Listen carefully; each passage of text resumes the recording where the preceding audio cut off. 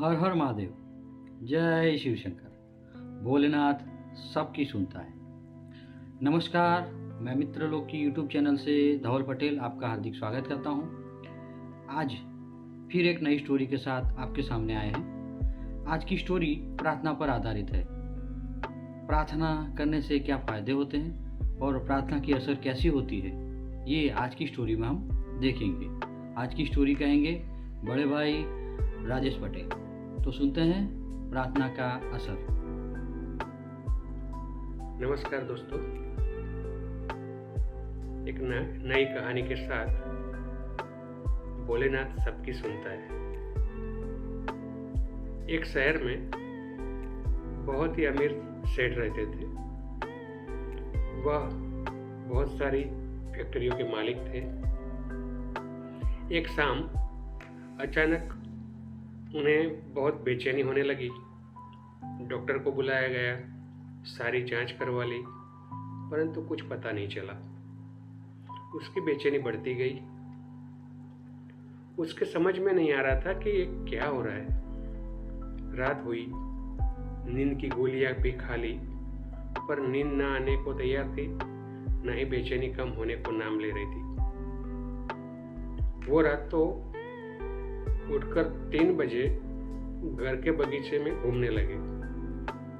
घूमते घूमते उन्हें लगा कि बाहर थोड़ा सा सुकून है,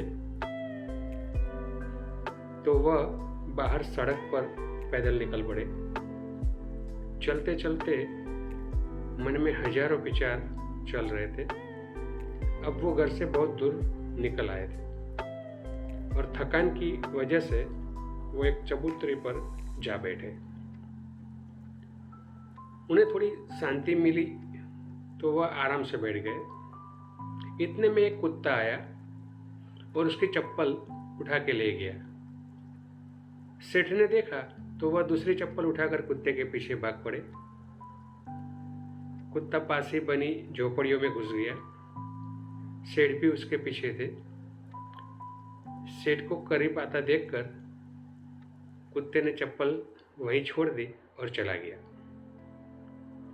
सेठ ने राहत की सांस ली और अपनी चप्पल पहनने लगे। इतने में उन्हें किसी के रोने की आवाज सुनाई दी। वह और करीब गए तो एक झोपड़ी में से आवाज आ रही थी।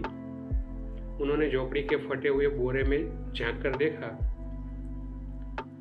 तो एक फटेहाल मैली सी चादर पर दीवार पर सटक कर रो रही औरत देखी।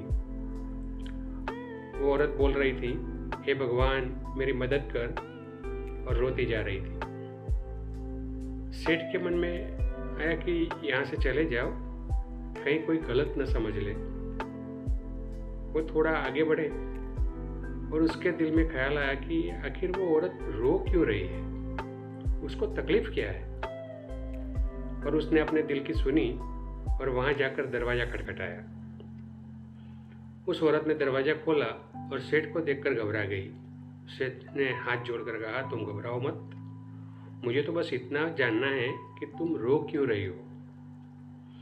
औरत की आंखों से आंसू टपकने लगे और उसने पास ही सोई हुई 7-8 साल की बच्ची की ओर इशारा किया और रोते रोते कहने लगी कि मेरी बच्ची बहुत बीमार है, उसके इलाज में बहुत खर्चा आएगा। मैं तो घरों में जाकर झाड़ू पोछा करके पैसे कमा कर हमारा पेट पालती हूँ, मैं कैसे इलाज कराऊं। सेठ ने कहा, तो किसी से मांग लो। इस पर औरत बोली, मैंने सबसे मांग कर देख लिया, खर्चा बहुत है, कोई भी देने को तैयार नहीं है। तो सेठ ने कहा कि ऐसे रात को रोने से मिल जाएगा क्या। औरत ने कहा, कल एक संत यहाँ से गुजर रहे थे तो मैंने उनको मेरी समस्या बताई, तो उन्होंने कहा कि बेटा तुम सुबह 4 बजे उठकर अपने ईश्वर से मांगो, बोरी बिछाकर बैठ जाओ और रो गिड़गिड़ा के उससे मदद मांगो, वो सबकी सुनता है तो तुम्हारी भी सुनेगा। मेरे पास इसके अलावा कोई चारा नहीं था, इसलिए मैं उससे मांग रही थी और वो बहुत जोर से रोने लगी। ये सब सुनकर सेठ का दिल पिघल गया और उसने तुरंत फ़ोन लगाकर एम्बुलेंस बुलवाई और उस लड़की को एडमिट करवा दिया। डॉक्टर ने 1.5 लाख का खर्चा बताया तो सेठ ने उसकी जवाबदारी अपने ऊपर ले ली और इसका इलाज कराया। उस औरत को अपने यहाँ नौकरी देकर अपने बंगले के सर्वेंट क्वार्टर में जगह दी और उस लड़की की पढ़ाई का जिम्मा भी ले लिया।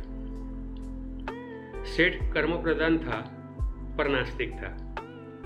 अब उसके मन में सैकड़ों सवाल चल रहे थे क्योंकि उसकी बेचैनी तो उसी वक्त खत्म हो गई थी जब उसने एम्बुलेंस बुलवाया था। वह यह सोच रहा था कि आखिर कौन सी ताकत है जो मुझे यहाँ तक ले आई, यहाँ तक खींच ले आई। क्या यही ईश्वर है? और यदि ये ईश्वर है तो सारा संसार आपस में धर्म जात पात के लिए क्यों लड़ रहा है? क्योंकि ना मैंने उस औरत की जात पूछी, ना ही ईश्वर ने जात पात देखी। बस ईश्वर ने तो उसका दर्द देखा और मुझे इतना घुमाकर उस तक पहुंचा दिया। यह अब सेठ समझ चुका था कि कर्म के साथ सेवा भी कितनी जरूरी है, क्योंकि इतना सुकून उसे जीवन में कभी भी नहीं मिला था। तो दोस्तों, मानव और प्राणी मात्र की सेवा का धर्म ही असली धर्म है, वही असली भक्ति है।